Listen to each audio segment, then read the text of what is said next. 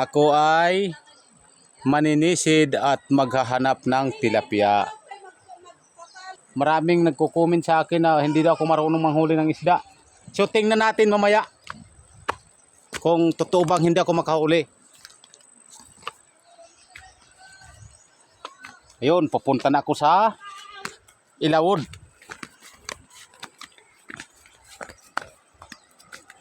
Titingnan natin ngayon kung makakahuli ba ako ng isda. Maya-maya pupuntahan ko yung mga maraming isda doon sa ilawon. At maghuhuli ako kahit ilang piraso pa yan. Basta maya-maya makikita ninyo kung talagang makakahuli ako kung hindi.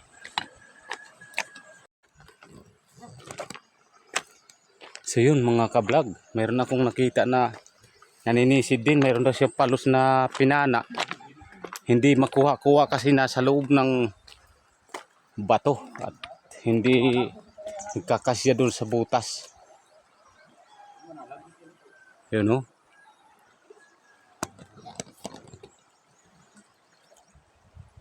Sinisisid nila at nasa loob ng butas daw yung palos. Sabi daw nila malaki daw yung palos na yan. Hindi makuha-kuha kasi nasa loob ng maliit na butas. Hindi yun ang kanyang dinadaanan papasok ng kuwan ng butas. Kaya hindi mahila-hila.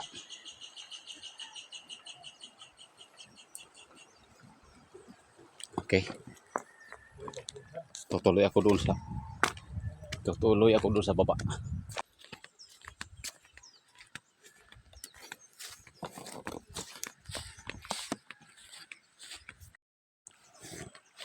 So ito na mga ka-hunter. Dito na ako sa ilog. Ngayon tatawid ako at pupunta ako sa baba.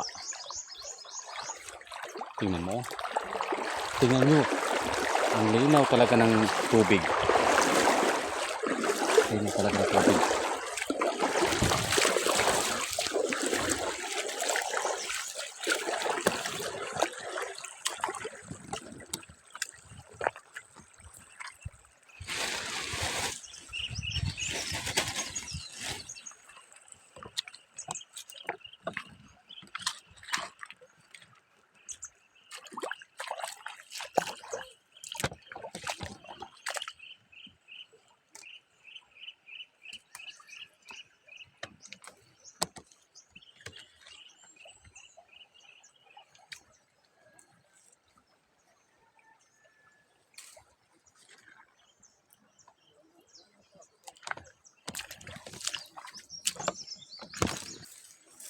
So yan.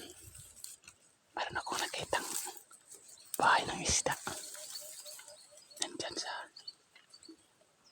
lang sa may harapan ko. At ngayon, gagawin ko ay abangan ko siya. Nahuli ko na. Tingnan nyo. Tingnan nyo. Oh. May ulam na naman ako. May ulam na naman ako mamaya.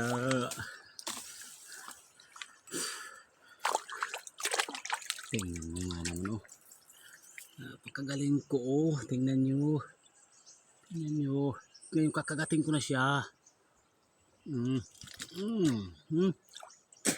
Sarap. Isa.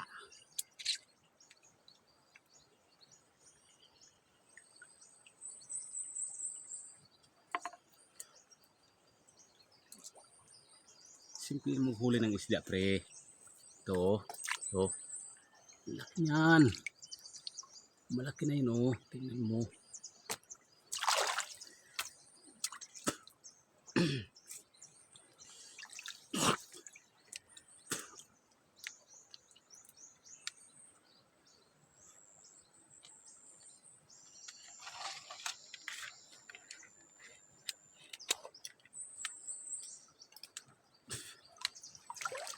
Ngayon, lilipat na naman tayo ng location.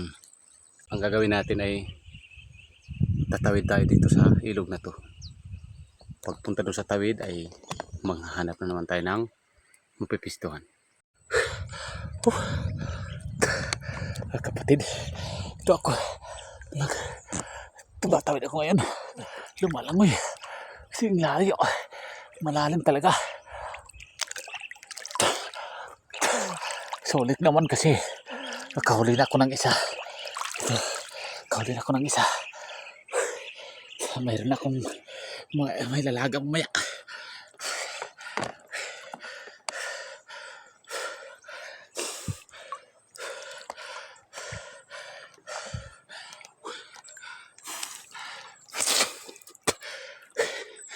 Nakatawid na ako. So ngayon ang gagawin ko ay maghahanap na naman ako ng mapipistuhan ko ngayon. Kasi itong mga isda na to masyado itong matatalino. Pag nakita na ang tao, nakakita ng tao, hindi na nagbabalik. Tatakbo na yun. Ngayon, maghahanap ulit ako ng mapipistuhan ko. Nire-ready ko itong pala para pag nakita ko, agad ko panain. Napakahirap kasi itong gawain ito.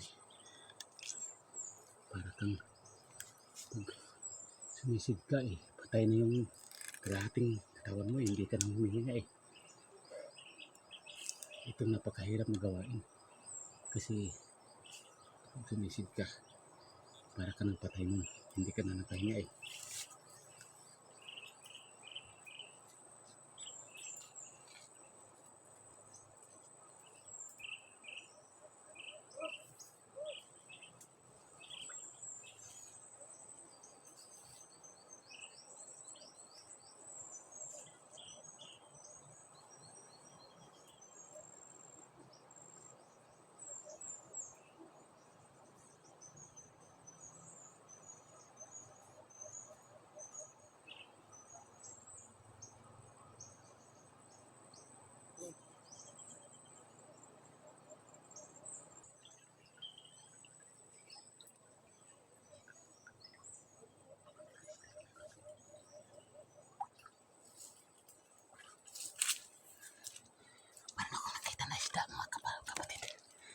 Mga ka-vloggers, parang ako nakita na isda doon. Meron siyang bahay-bahayan doon. Ayun Ngayon, ang gagawin ko, aabangan ko siya. Pagbalik niya dyan, doon ko na siya titirahin.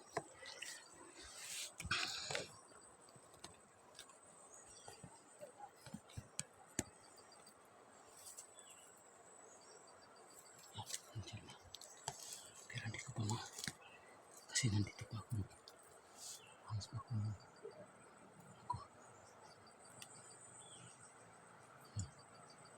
Isda.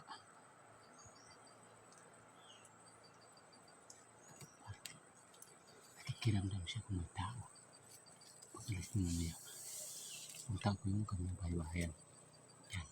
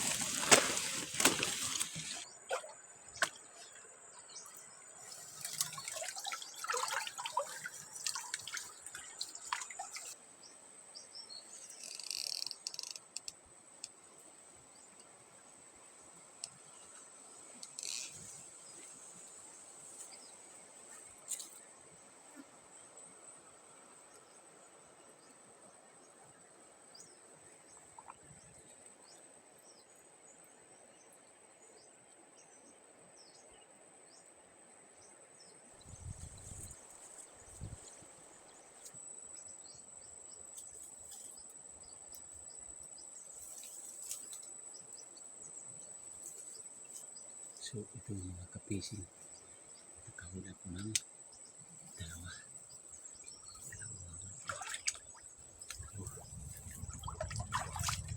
Nakahuli ko ng dalawang tilapia.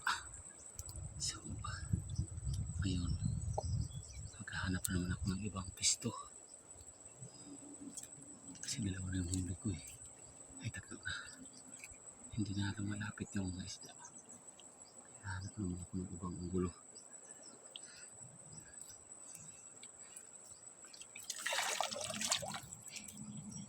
Sakit sa likod.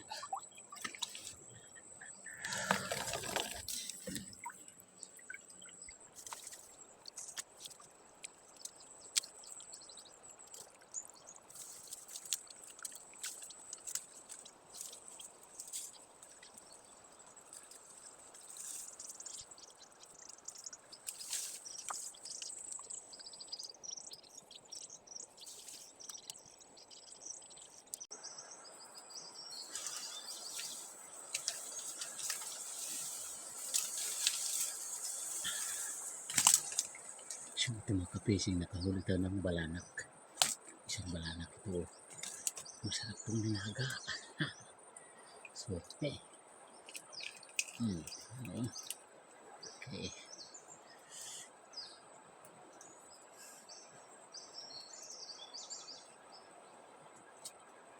Yan. Ito. Yan.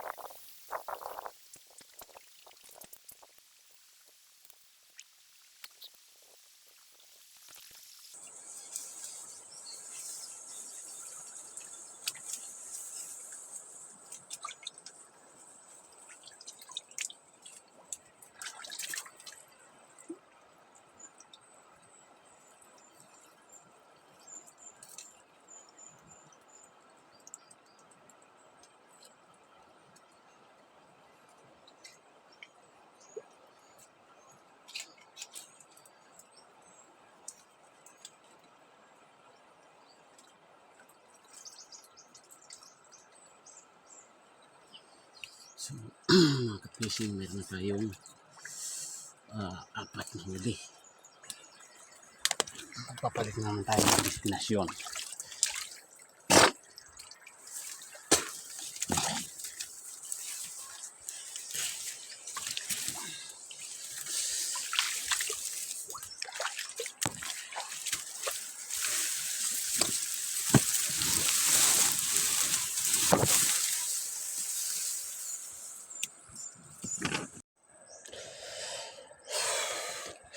Ngayon, uwi na ako. Kasi meron akong ulam.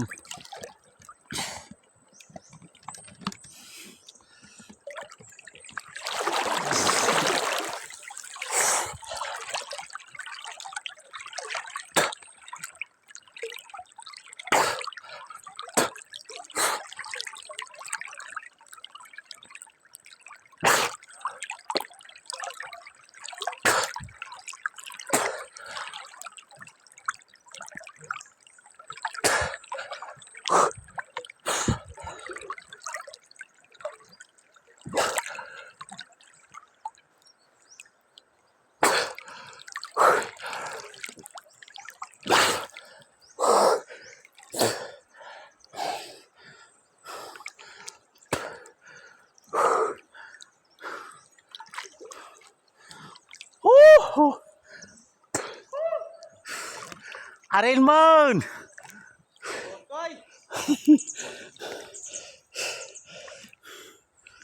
Nagdakop na ako na kasili? Dako na?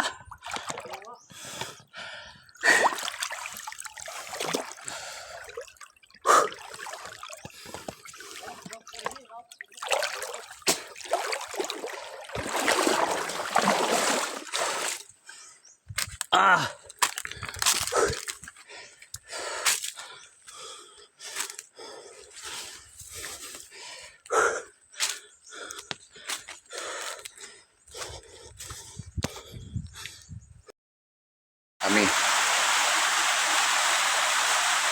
masarap yan. Kasi mayroon yan ulo ng tilapia, ulo ng balana. Yun. Nangangalam na yung lalamunan ko, saka hintay ng sinigang. At ito din ang huli ko. Yan, pinasok ko muna sa tupper para dalhin doon sa mga anak ko na nag-aaral, para mayroon naman silang ulam doon, pambaon sa eskwela. 4 na pirasong dadalhin ko doon kanila. Dagdag na rin ito sa kuwan, sa kanilang baon na ulam. Yun. Sarap yan. Talagang masarap yan. At ngayon, maghahain na kami ng sinigang na tilapia para makakain na. Okay.